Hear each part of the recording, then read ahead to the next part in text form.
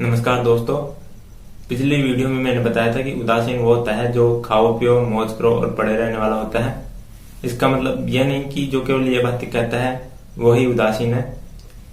मेरा मतलब था जो इसको यथार्थ जीता है, जैसे कि जो अपने बाप की होटल में मौज करता है, या फिर केवल उधार लेकर के जीता रहता है, या फिर जो जैसे कि भीख मांगता है सारा दिन और फिर शाम को एक पौवा पी के सो जाता है।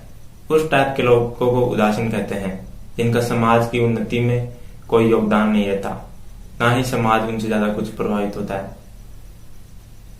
तो आज हम बात करेंगे कि मैंने जो कृष्ण अवतार है, जो कृष्ण का विराट स्वरूप गीता में बताया गया है, उसको डाइवर्जेंट क्यों बोला है।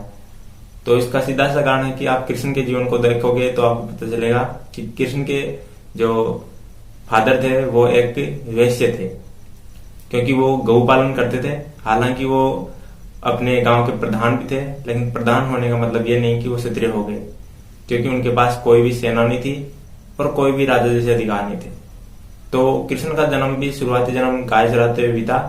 तो जब तक वो समझदार नहीं होते तब तक वो वैश्य वाले कर्म करते हैं, क्योंकि उनकी तब तक कोई खुद की आइडेंटिटी नहीं होती है।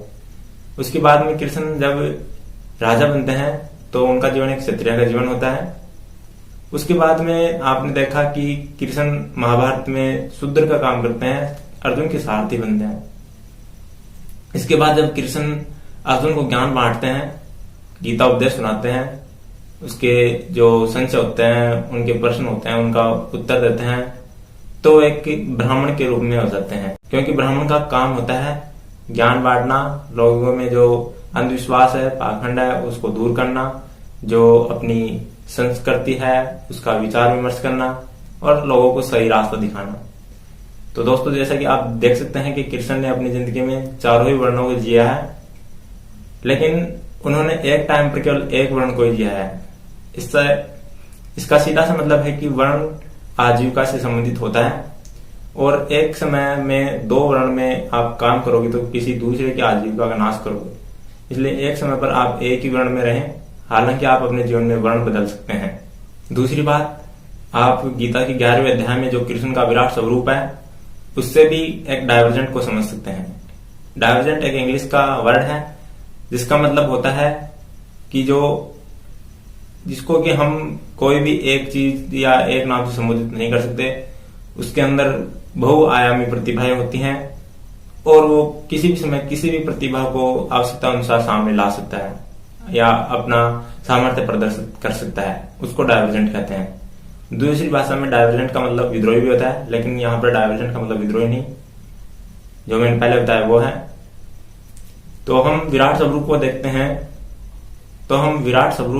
हैं तो हमें पता लगता है कि उसमें विष्णु को बताया गया है जो पालन करने वाला है, उसमें शिव को बताया गया है जो संहार करने वाले हैं, उसमें ब्रह्मा भी है जिसके हाथ में वेद है जो कि सीधा सीधा ब्राह्मण को दर्शाता है।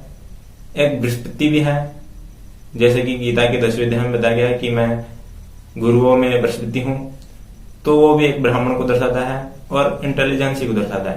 कृष्ण ने कहा है कि मैं शस्त्रधारियों में राम हूं। इसका मतलब है कि वो एक क्षत्रिय के रूप में भी है, उनमें इतना सामर्थ्य है कि वो क्षत्रिय भी हैं। उन्होंने खुद को कवि भी बताया है और खुद को बहुत से आयामों में बताया है, इतना कि सब परिस्थितियों में वो सब कुछ कर सकते हैं। इस तरह से उन्होंने अपने आप को बनाया है। यही उसका विराट स्वरूप है और इसका वो प्रदर्शन करते भी हैं। जब अर्जुन भीष्म को नहीं मारते तो कृष्ण अपनी प्रतिज्ञा तोड़कर भी अपने क्षत्रिय स्वभाव को वापस ग्रहण करते हैं, शूद्र का काम छोड़ करके।